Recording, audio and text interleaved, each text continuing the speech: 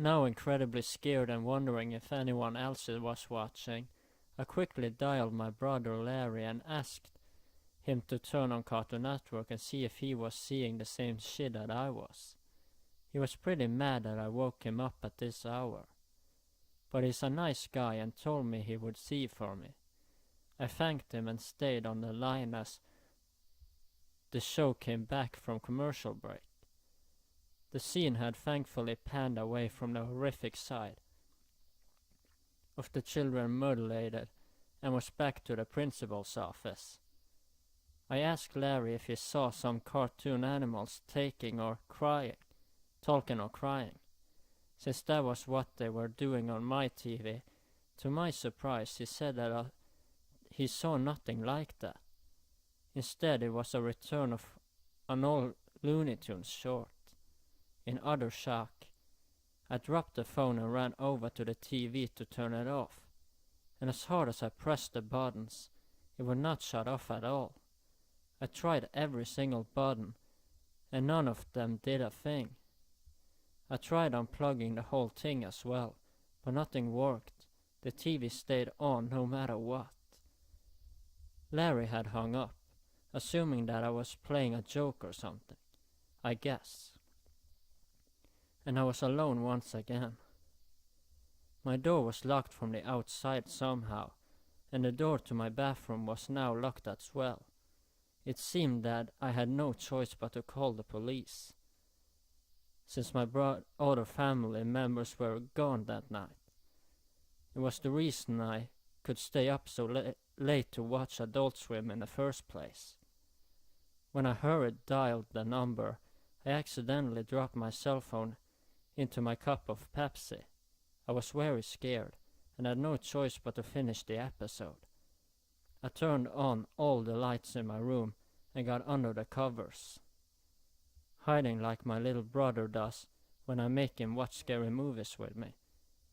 I had apparently missed a little bit, but Gumball's parents were still talking to Principal Brown, so not that much Nicole was asking him if Gumball was alright. Apparently, since she hadn't remembered him when Principal Brown told her that what had happened to Doran and Anais.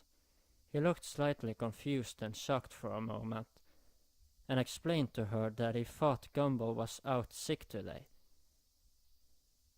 and he had spent the day at home by himself with the stomach bug. Nicole screamed and wailed, while Richard quietly told him, in a very out-of-character voice, that the fuck Gumball had got on the bus this morning. But it didn't seem that way.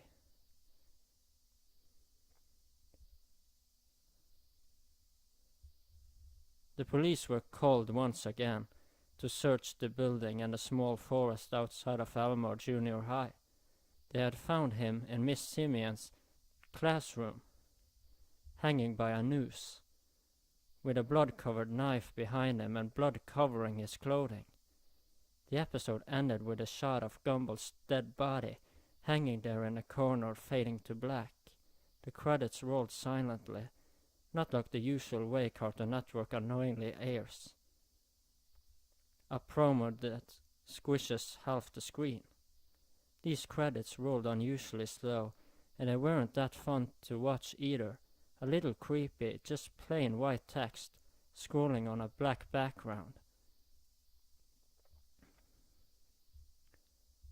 I only recognized Ben Buckwheat's name, as he was the creator of the show. The rest were people I never heard of. The copyright notice at the end said Cartoon Network Studios 2001, which was incredibly odd seeing as the show was new for 2011. After all that was over, the screen went to static for a split second, during which some incredibly creepy and shocky video clips were shown between static intervals. I can still remember them all very clearly. The first was a picture of a person in a plague doctor outfit. Those always scared me for some reason. And the way the person in the suit was filmed was just as bad, a red light something that freaks me out incredibly, was shown over the clip. The next was what seemed like a video being played very quickly, over and over, of a kitten's face being squashed by a woman wearing high heels. Which was strange because a so-called friend of mine sent me a picture yesterday of cat being stepped on and killed, similar to the kitten in the video. The last one was the one that disturbed me the most and made me want to both cry and vomit my guts out.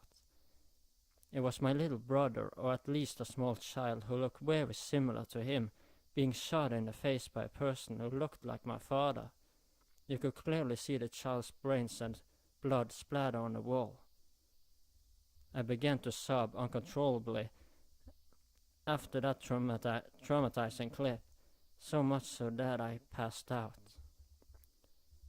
When I woke up, my door was unlocked, and my television was turned off.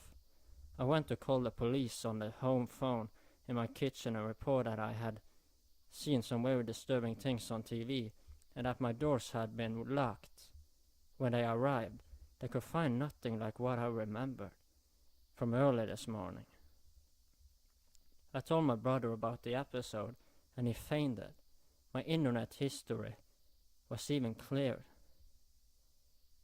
They were angry at me and just assumed that I had had a bad nightmare, when I was sure I hadn't. Good thing I recorded the episode. The officers were shocked at what I showed them. One of the officers felt bad for me and took me out to a small diner so I could recollect my thoughts.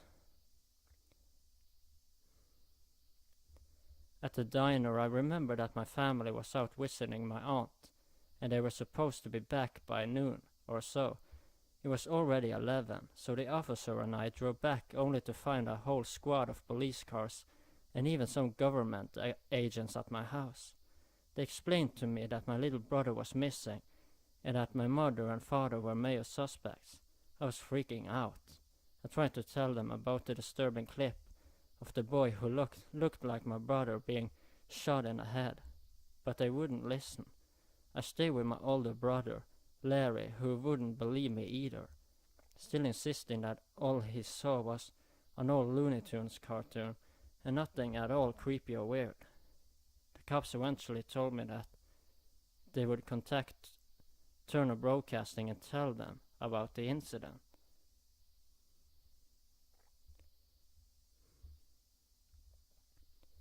A representative of Turner Broadcasting came to my cousin's house to talk to me in private about what I had seen and experienced that night. He was very kind, but it all seemed a little like some sort of front. After I could tell him all I remembered, he agreed to play back that day's programming from when the incident with the disturbing Gumball episode had occurred. To my shock, all that was airing at that time was an old Looney Tunes short. Nothing more, nothing less. I hysterically sobbed and moaned that what I had experienced and seen was completely real, but no one listened. Eventually I discovered that Ben Buckwheat had a Twitter account, so I sent a message about the episode, and this was the reply I got.